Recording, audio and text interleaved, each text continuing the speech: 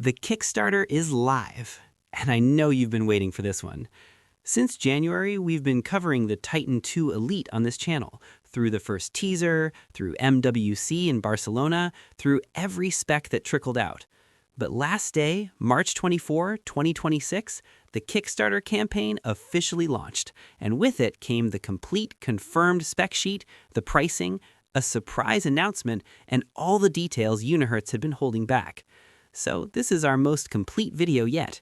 No speculation, no pre-launch rumors. Everything you're about to hear comes directly from the Kickstarter campaign page. We'll go through the full specs and explain what they actually mean, the features and real-world use cases, and the honest pros and cons based on genuine community feedback. Let's break them down. Let's start with what Unihertz has confirmed directly on the Kickstarter page, and I'll explain what each spec means in real-world terms. Unihertz didn't just launch one phone, they launched two. There's the standard Titan II Elite and a new model called the Titan II Elite Pro. These aren't just storage variants, they have different chipsets, different storage, different shipping timelines, and different prices. This is a genuinely important distinction, so let's separate them clearly. Chipset: MediaTek Dimensity 7400, built on a 4nm process. This is a capable mid-range chip designed for power efficiency. On Kickstarter, Unihertz describes it as delivering outstanding power efficiency. For the target use case of this phone, messaging, email, calling, productivity, this chip has no issues. It's not a gaming chip, and it's not meant to be. RAM and storage: 12 GB RAM with 256 GB internal storage. MediaTek Dimensity 8400. This is a meaningful step up, a more powerful chip for users who want stronger multitasking, faster app performance, and more headroom overall. RAM and storage also 12 GB, but with 512 GB internal storage, double the standard model. One important note from Unihertz: the standard Titan II Elite is scheduled to ship in June 2026. The Pro is scheduled for October 2026. So if you want the Pro, you're waiting 4 extra months. Here's a detail that changes things significantly compared to what some pre-launch reports suggested. The Kickstarter page confirms that the Titan II Elite supports a hybrid SIM/microSD slot. You can swap SIM 2 for a microSD card supporting up to 2 TB of additional storage. This is big.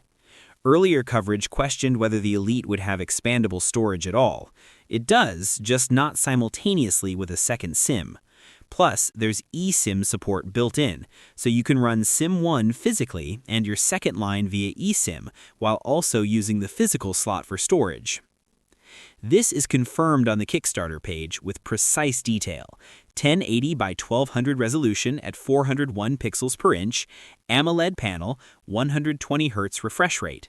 AMOLED gives you true blacks, vibrant colors, and better power consumption compared to the LCD on the previous Titan II. The 120 Hz refresh rate makes scrolling and animations look noticeably smoother. The slightly tall aspect ratio, taller than it is wide, suits the keyboard and screen form factor well. This is one of the most significant display upgrades the Titan series has seen. Rear: dual 50-megapixel cameras, a 50-megapixel main camera, and a 50-megapixel telephoto camera with up to 20x zoom. The Kickstarter page notes that the Pro version upgrades the main camera with OIS and explicitly states that OIS is still under development and testing. Final performance and implementation are TBD. On the standard model, OIS is not confirmed. Front: 32-megapixel selfie camera for video calls and self-portraits. The battery is smaller than the previous Titan II, and there's an important detail here that Unihertz specifically highlights. This isn't just any 4050 mAh battery. It uses ATL's 6th generation silicon carbon composite anode battery cells, which Unihertz says deliver 20% higher energy density than standard lithium cells of the same physical size. In plain terms, the battery holds more charge per unit of volume. Combined with the energy-efficient AMOLED display and smarter power management, Unihertz is positioning this as delivering all-day battery life. Charging is via 33-watt wired fast charging. No wireless charging is mentioned. The Kickstarter page confirms Android 16 out of the box. Unihertz commits to OS upgrades up to Android 20 and security patches until 2031. That is 5 years of support, a genuinely strong commitment for a crowd-funded niche device, and a meaningful contrast to Unihertz's historically poor update record. The Kickstarter page confirms Bluetooth 6.0, which is a notable spec. It brings improved range, lower power consumption, and more reliable connections compared to Bluetooth 5.x.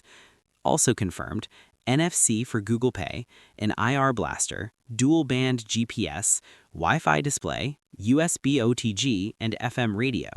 This is a genuinely full-featured connectivity package. The IR blaster alone sets it apart from most modern phones.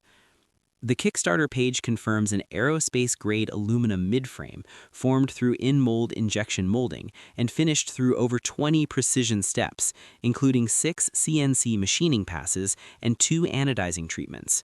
This is positioned as a premium build with a comfortable grip and minimal weight. The phone comes in 2 colors, classic black and vibrant orange. A clear TPU case is included free for all Kickstarter backers. Unihertz confirms the phone is going through Google certification, FCC, CE, UKCA, and JATE certifications. Notably for US users, they are in the process of acquiring AT&T and Cricket network approvals. Super Early Bird already sold out. Early Bird already sold out. KS Special, current price about $389 US.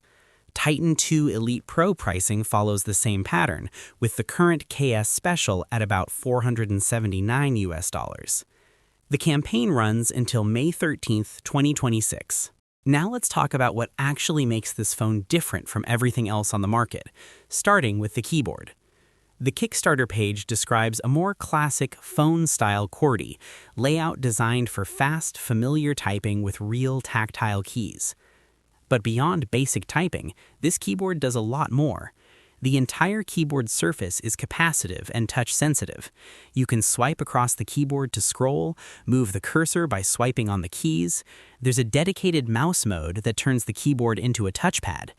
You can set shortcuts for every individual letter key, turning your keyboard into a personal launcher. Universal keyboard shortcuts are supported for text editing workflows, and there's a backlight, activated by a long slide. For those coming from a BlackBerry or any physical keyboard phone, this is familiar and genuinely useful. One note for international users, layout variants like QWERTY and AZERTY will be available after the campaign, but Kickstarter only offers QWERTY at the campaign price. The Kickstarter page highlights this as a dedicated feature, a red side button. You can assign it to launch your AI assistant, camera, flashlight, or any app with a single press. Small detail, but very practical for power users. Beyond the keyboard and button, the Kickstarter page confirms fingerprint sensor and face unlock, Google Pay via NFC, Wi-Fi display, USB OTG, FM radio, and a built-in toolbox of utilities. This is genuinely a complete smartphone, not a stripped-down niche device. The Titan 2 Elite makes the most sense for people who type long-form messages, emails, and documents on their phone. Former BlackBerry users who never stopped missing the keyboard, professionals who want productivity without compromising modern connectivity, and anyone who wants to reduce screen swipe distraction. It's less suited to heavy gaming, intensive video watching, or photography. The AMOLED upgrade is being widely welcomed. The dual 50-megapixel camera setup, including a 50-megapixel telephoto with 20x zoom, is a notable hardware upgrade. The silicon carbon battery tech is a genuine selling point. Bluetooth 6.0 is ahead of most mid-range phones in this range. The 5-year update commitment is more transparent than most manufacturers. The microSD expansion, even hybrid, resolves a major concern. The free TPU case is a nice touch. And the Kickstarter has already massively exceeded its $100,000 goal, reaching nearly $2 million from over 4,000 backers on day one. That reflects strong pent-up demand. The OIS situation needs to be watched carefully. The Pro model's OIS is still under development, and the standard model doesn't confirm it at all. The battery is smaller than the previous Titan II, even with improved tech. Wireless charging is absent. The Pro model's October 2026 shipping means a 4-month wait beyond the standard version. Certifications are still in progress, which is normal for Kickstarter, but worth noting. And Unihertz's historical update record remains a real concern, despite the strong promises this time. So, this is the Titan II Elite, fully revealed, fully detailed, and finally real.